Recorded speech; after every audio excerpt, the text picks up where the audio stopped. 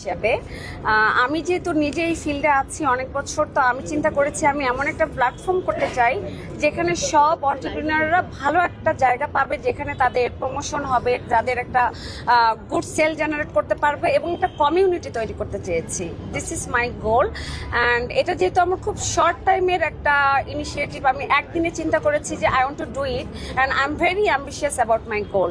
আমি যেটা চিন্তা করি আমি সবসময় চেষ্টা করি যে আমি ওই কাজটা আমি করব।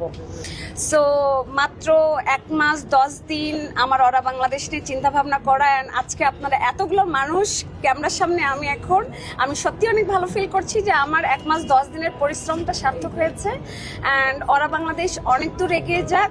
আর যদি আপনি ড্রিমার হন, আপনি যদি একটা জিনিস নিয়ে স্বপ্ন দেখেন, আপনি অবশ্যই সেটা করতে পারবেন। এটার জন্য আপনার ডেডিকেশন এবং হার্ডওয়ার্ক, এটার পিছনে আমার টিম আছে।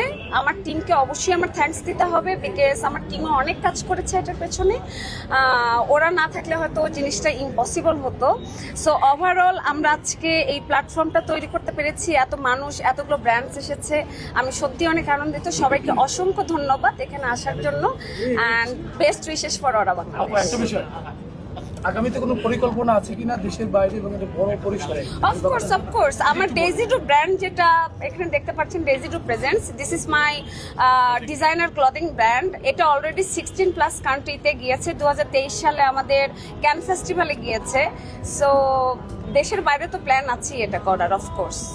Thank you thank you so